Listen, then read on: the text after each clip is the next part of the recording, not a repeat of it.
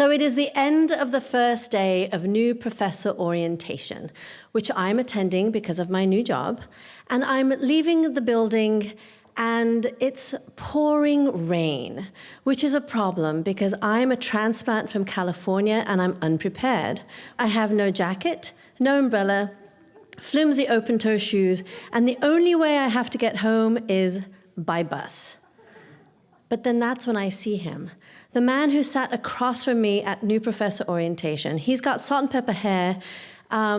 He's wearing a tweed jacket with real elbow patches.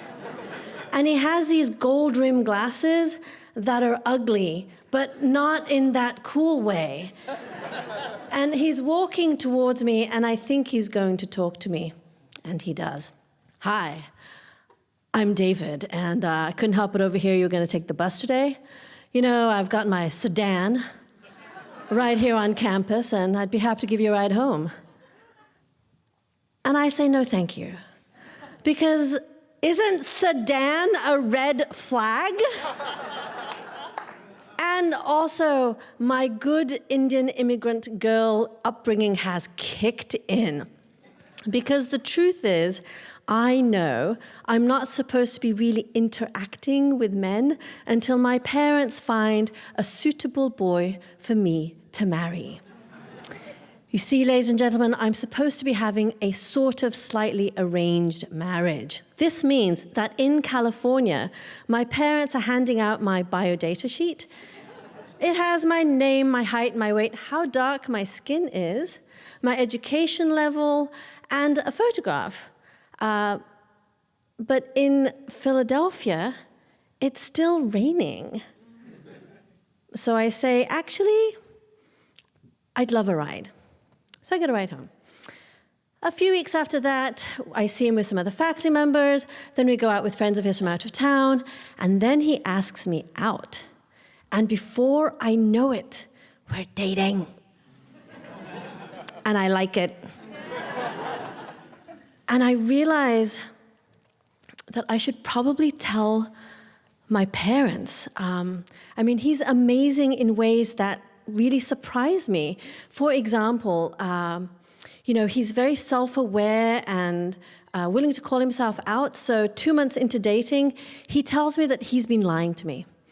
And it turns out that he knows that I have been a lifelong vegetarian, but he has kept from me the fact that he has been vegetarian for 14 years already.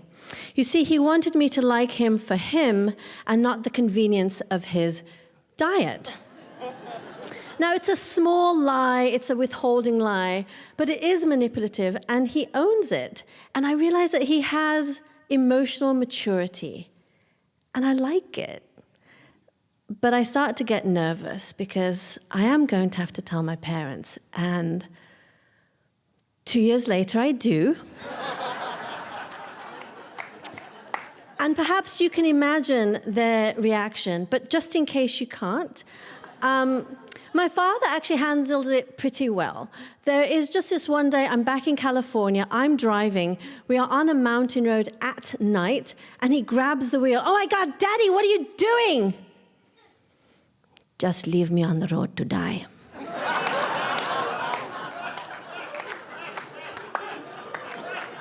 And then there's my mother's reaction, which comes every day, 3 times a day, on my voicemail, like a pill. Hi, it's Nimisha, leave a message. Thanks, bye. Beep.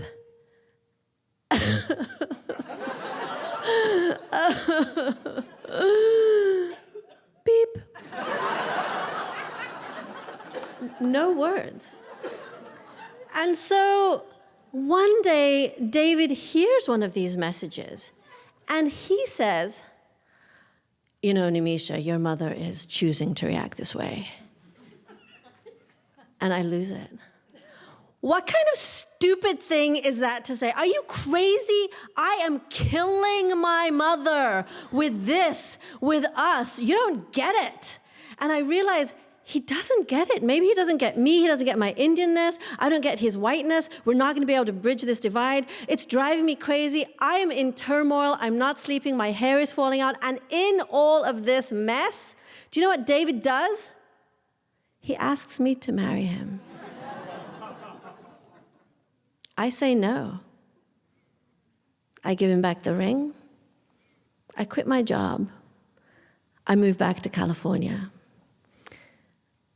It's awkward. We talk from time to time, but it's weird. He calls me one day and he says he's going to be in California and would I like to go see a film?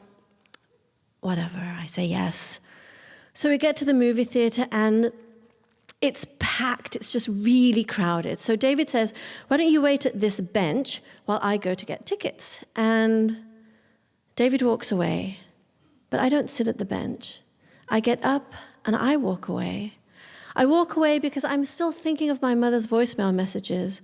I walk away because I'm thinking about how I'm not living up to being a good Indian daughter. And I find myself on a balcony looking down at the theater crowd below, and I can see David walking back with the tickets. He looks like walking sunshine. And he gets to the bench, and he can see I'm not there. But I don't go back, I just watch him. So he's taking little circles around the bench, and I guess he doesn't want to move too far away in case I come back. He starts taking bigger circles, and all that sunshine from his face, it's gone. He just keeps looking and pacing, and the movie starts. David doesn't leave.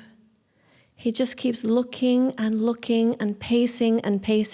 And I get it, in all that crowded movie theater, the only person he is singularly and absolutely looking for is just me. And I want to walk back, and I want to tell him, I have made some judgments about him and his appearance, about the things he could change, like the jacket and those glasses, and the things he can't change, like the color of his skin. And I realize he makes the hard conversations easy. So I do walk back. I walk back to David. And shortly after that, we do visit my parents, and we ask for their blessing. And to their incredible credit, they give it. My father asked David if he would like to have a rabbi at the wedding. David says, no, it's okay. He's happy with a Hindu wedding. He's just glad everyone is at yes. So we have a lovely Hindu wedding. We've been married for more than 10 years. We have 3 kids and 1 big fat mortgage. Thank you very much.